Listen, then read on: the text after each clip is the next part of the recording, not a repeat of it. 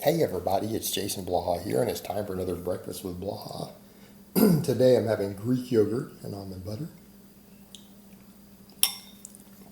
Let's talk about tens.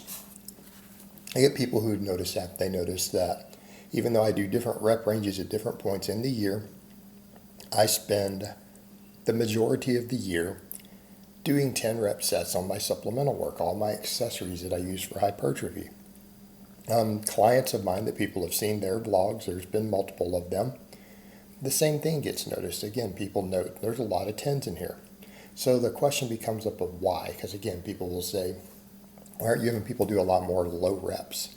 Wouldn't they get stronger? Doesn't heavy weight put more tension on the muscle and more hypertrophy? And the answer to all that is no. And the reason I say that is because we already get those attributes from max effort work.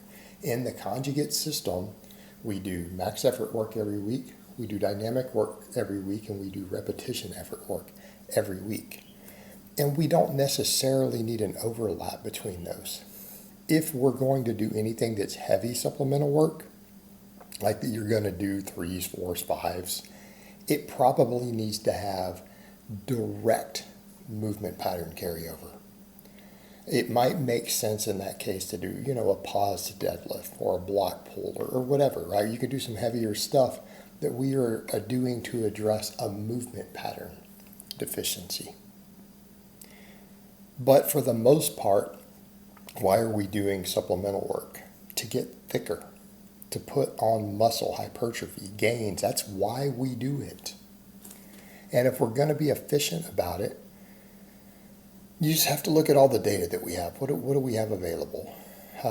We have studies matching volume with higher reps versus lower reps. What do they conclude? Same amount of hypertrophy, slightly better max strength on the low reps, a lot more fatigue between workouts for the low reps. People generally more beat up, but the higher reps, doing say 3 sets of 10 instead of a bunch of triples, you got out of the gym in half the time. Took half the time to get it done. Less fatigue. Now, people will say, but they had higher maxes. And if this is the only training modality you did, if you were doing just one rep range for everything, that would make sense, at least on your big movements, right? It would make sense. But we're not doing that. We're already doing maxes in conjugate. We're already maxing every week on 2 to 3 lifts. We already get those benefits, and they're better from maxing than they are from moderately heavy triples or fives. It's way better. You get way better carryover. So that benefit is largely removed. Not saying completely removed, but largely removed. Okay. People say, well, lower reps, we get more practice setting up first reps if we do a few more sets of lower reps, but we get that from the speed work. So we get dynamic effort work that covers that already. Okay? And do we need tons of first reps on all of our supplemental lifts? I mean, really, okay, you could argue out the bench work and supplemental deadlifts and pulls. Okay, fine, to some extent, but again, we get all that from the speed work. You're telling me we need practice on this with rows, pull-ups, tricep extensions, other pressure, your dumbbell work, split squats, belt squats, Romanian deadlifts, hyperextensions, reverse. We don't need that for any of that. Okay, our goal is to get thick as efficiently as possible to put muscle on. Tens makes a lot more sense there, especially when hypertrophy is similar. We get less beat up, we have less fatigue, we get it done quicker, and we get the same results. Okay, that's a win. All right, people say, well, then about really high reps, which you guys see me do some. Really high reps are fatiguing. Okay, they are very fatiguing. All right, that is against them already. Number 2, they take more time. They take more time.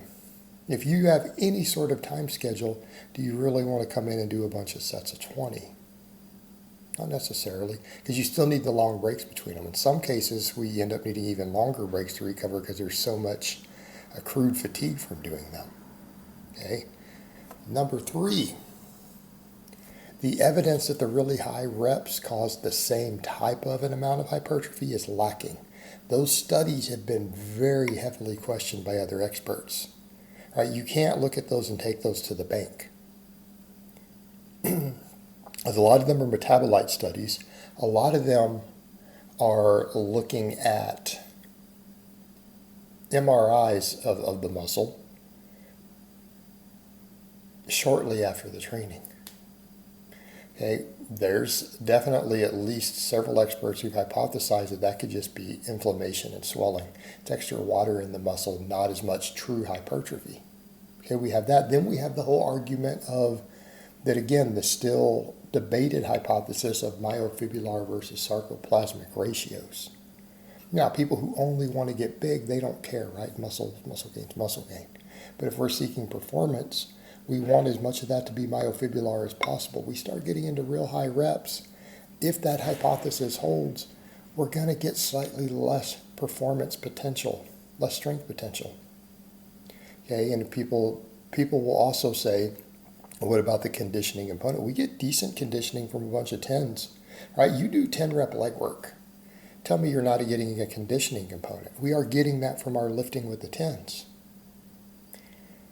But shouldn't we be doing GPP anyways? I mean, realistically, it's kind of like using the other argument. Well, 5s should give a better 1 rep max than 10s, but if we're already maxing, it's not really doing that, is it? Because heavy singles actualize max strength potential more than heavy 5s do.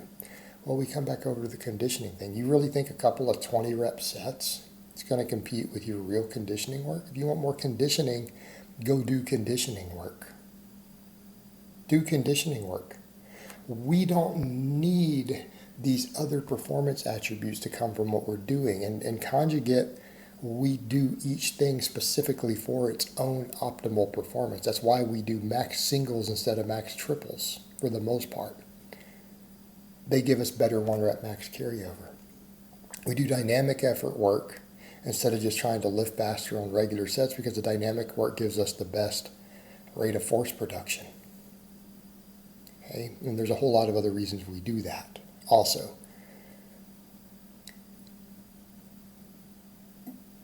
We don't care about the conditioning to a large degree from our lifting. I mean, it's going to help some. Because we're going to go do conditioning work if we want better conditioning. We just train the attributes that we want directly throughout the week. Rather than saying, hey, I want something that's going to have broad carryover to everything, we just train everything that we want. We just train it. And we don't need to worry about that. So when we look at all of it, we come back down to what's the most efficient way to do our accessory work, which we're doing for hypertrophy, is to find the ways it gives us the best possible hypertrophy with the least overall fatigue and feeling less beat up that makes good use of our time management and recovery. And the 10s work really well. I'm not saying it has to be exactly 10, that it couldn't be 7s, 8s, 12s, but being in that range. Okay, being in that range. It works very, very well. It's efficient. All right, guys, but that's really all I have to say on that today. I hope it's been informative, and I will talk to you guys next time.